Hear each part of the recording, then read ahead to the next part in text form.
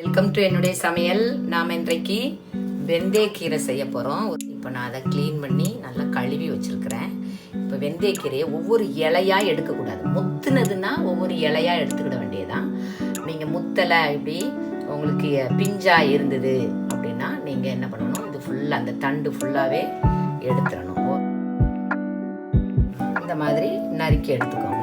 நான் 3 வெங்காயத்தை இப்படி நான் ஸ்லைஸ் பண்ணி வச்சுருக்கேன். இந்த வெங்காயம் இப்படி ஸ்லைஸ் பண்ணதுக்கு அப்புறம் இந்த மாதிரி செய்துக்கோங்க. சீக்கிரமாக வதங்கும். பிசைய வேண்டாம், உழைச்சி விட்டுக்கோங்க. அதாவது இந்த மாதிரி கடுகு, உளுந்தம்பருப்பு இந்த மாதிரி கலர் வந்த உடனே 1.5 வெங்காயம் அதை சேர்த்துக்கோங்க.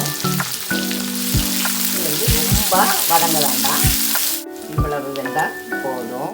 மஞ்சள் தூள் கொஞ்சமாக மிக்ஸ் பண்ணி கொஞ்சமாக வெங்காயத்துக்காக உப்பு, அப்புறம் நம்ம லாஸ்ட்டில் சேர்த்துக்கலாம். கொஞ்சம் மிக்ஸ் பண்ணிடுங்க.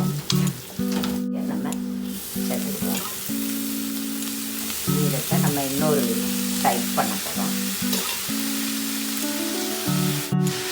திறந்து வச்சே நல்லா கிளறி விடுங்க. இந்த கீரைக்கு கொஞ்சம் வெங்காயம் நீங்கள் அதிகமாக சேர்க்கும்போது டேஸ்ட் நல்லாயிருக்கும். குழந்தைங்களுக்கு கசப்பு பரவாயில்ல, சாப்பிட்றவங்களுக்கு ஓகே. குழந்தைங்கள் சாப்பிடணும் அப்படின்னா கொஞ்சம் வெங்காயம் அதிகமாக சேர்த்துக்கிட்டீங்கன்னா குழந்தைங்களும் நல்லா சாப்பிடும், கசப்பு இருக்காது. இப்போ இந்த தண்ணி ஓரளவு பாருங்க, தண்ணி வத்திடும். இந்த ஸ்டேஜில் அடுப்பை ஸ்லோவாக வச்சுட்டு ஓரளவு கீரை வெந்துட்டு ஸ்லோவாக வச்சுருங்க. அடுப்பை ஸ்லோ பண்ணிவிட்டு ஒரு நிமிஷத்துக்கு மூடி வச்சுருங்க. ஒரு சின்ன துண்டு தேங்காய், நான் ஒரு 2 பல்லு, பெரிய பல்லு 2 பல்லு பூண்டு போட்டிருக்கேன். 1/4 டீஸ்பூனுக்கும் சீரகம் சேர்த்துருக்கேன். அதுக்கு தக்கவாறு நீங்கள் மிளகாய் சேர்த்துக்கோங்க. நான் ஒரு இந்த மாதிரி அரைச்சி எடுத்துக்கோங்க.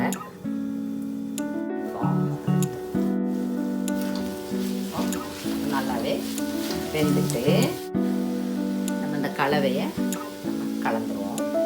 இப்போ நீங்கள் தேங்காய், இது வந்து நம்ம ஊர் ஸ்டைலு. உங்களுக்கு தேங்காய் கலக்க வேண்டாம் அப்படின்னா நீங்கள் என்ன பண்ணலாம், நிலக்கடலையை வறுத்து அதில் ரெட் சில்லி கலந்துக்கிடணும். அதாவது காஞ்ச மிளகாய், சீரகம், 2 பூண்டு, நிலக்கடலையை வறுத்துக்கிடணும்.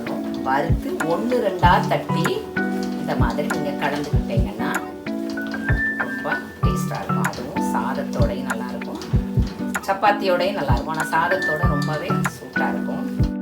1/2 மினிட்க்கு திறந்து வச்சே நீங்கள் இதை குக் பண்ணணும். லைட்டாக, ரொம்ப ஓவராக குக் பண்ணக்கூடாது.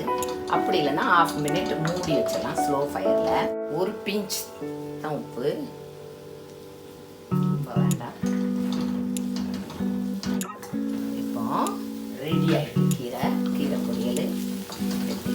ரொம்ப நல்லா டேஸ்டாக இருக்கும். அந்த வெங்காயத்தில் உள்ள டேஸ்ட்டு நல்லா இதில் இறங்கியிருக்கும். இப்போ இது